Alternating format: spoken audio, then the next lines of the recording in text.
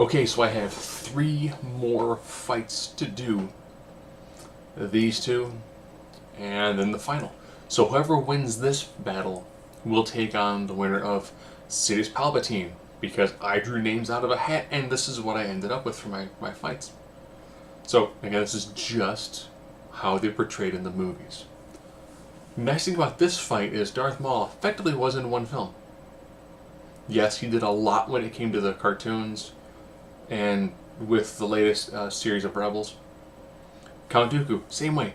He was pretty much in a film, an opening sequence, and then a lot of his time was spent doing either the Clone Wars or in the comics. So I actually have this really nice little piece that I get to deal with, which makes it nice. I'm not comparing someone who's appeared in 3 films versus a guy in 1 film. This is actually 1-to-1. So let's get right into this. Let me get my windows all situated. Those of you who want to actually do this effectively as live as I can. So, intelligence. Dooku, a tremendous amount of military experience. He's one of the older Jedi, former Padawan of Yoda. You know, he is very much a military mastermind. I still would have loved to have seen him have a fight with Qui-Gon Jinn. I think those two would have had an amazing battle with some fantastic dialogue. Maul, he was the apprentice. He was the guy who looked awesome, probably one of the more iconic looks when it comes to, for the classic trilogy, Darth Vader, icon, Palpatine, icon. Most of the main characters are iconic. Boba Fett, background character. Ridiculously important long term. You always see someone at a convention dressed like Boba Fett. Darth Maul, same thing. He was effectively your main villain in the first film, and people just love him. That look is amazing. Ray Parks did a beautiful job as him. But from an intelligence standpoint, he's more or less told what it is to do, with this classification being that of a Sith assassin. They're known predominantly for how well they actually engage with physically, not how well they engage with mentally, which of course means that fighting ability, no doubt in my mind, he fought 2 Jedi simultaneously and did a very good job. His style of fighting is going to be a slightly difficult thing for Dooku to deal with, because Maul is going to press Dooku. Dooku's very good defensively, but he's going to be taking on somebody who is focused rage. From a strength standpoint, I'm going to give this to Dooku, and hear me on this one. What Dooku proved when he fought Obi-Wan and Anakin is that he's very good at using an opponent's momentum against them. His style is very defensive. I think it's going to also give him a tremendous amount of leverage.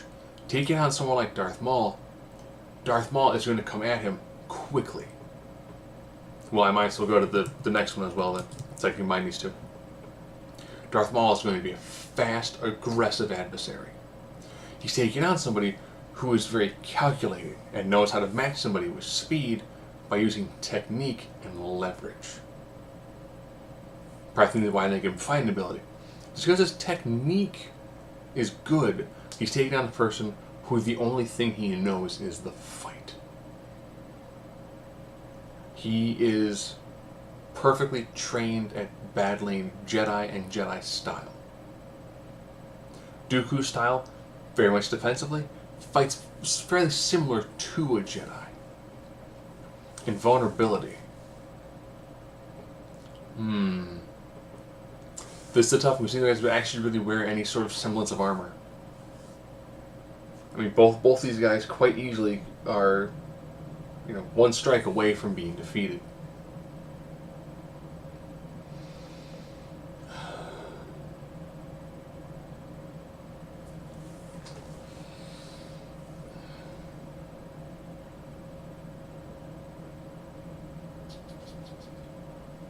I'd probably say from a lightsaber standpoint, both of them can be defeated fairly easily.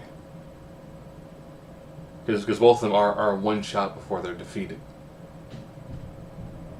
I think I'm going to skip that one because neither one has an actual true edge or advantage.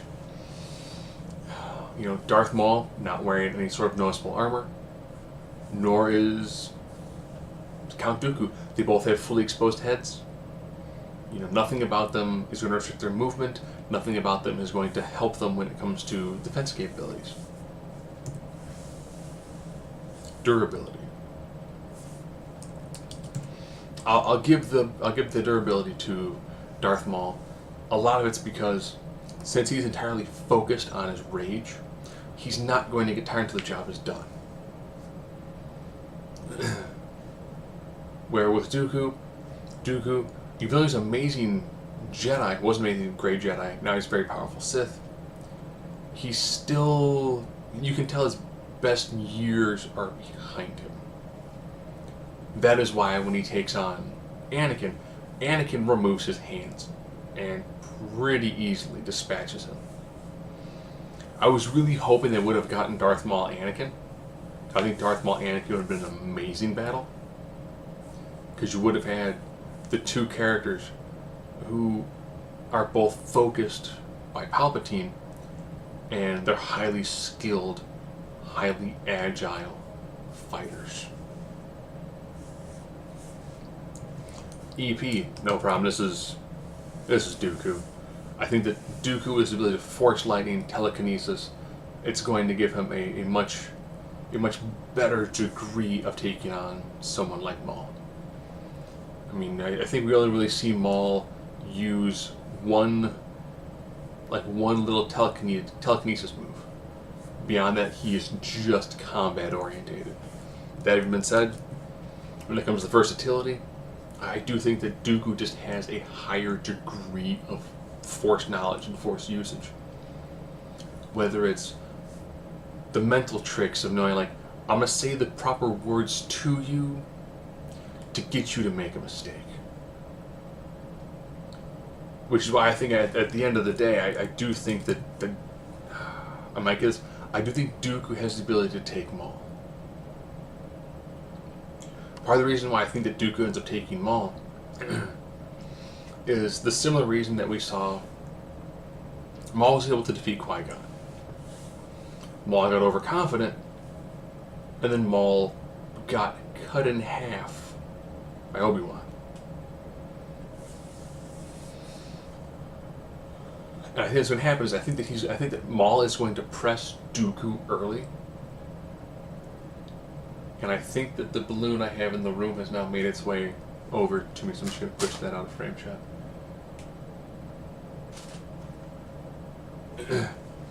I think he's going to press him early. What's going to happen is Dooku is going to say the right things to make Darth Maul get overconfident and to get cocky, and that balloon just came right back, didn't it? I've got a Valentine's Day balloon because my daughter loves balloons. That's a helium-filled one, and as you can tell, it's still kind of floating over a month later. I think Dooku has enough of the variation of skill that's going to make it hard for Darth Maul. I think he's going to hit him with some Force Lightning. I know in the comics Darth Maul has shown that he can take Force Lightning relatively well. I think he's going to take Force Lightning, and it's going to affect him just a little bit. And I think Dooku's just going to be like, what I have here in the room I can start throwing at you. Just enough to knock you off of your game, and then use my overall superior skill and superior moveset to defeat him. Yes, Dooku proved that he was able to hold his own against Obi-Wan and Anakin in kind of singles fashion, and then hold his own against Yoda, but he knew he was losing. So he used his Force abilities to give him the edge.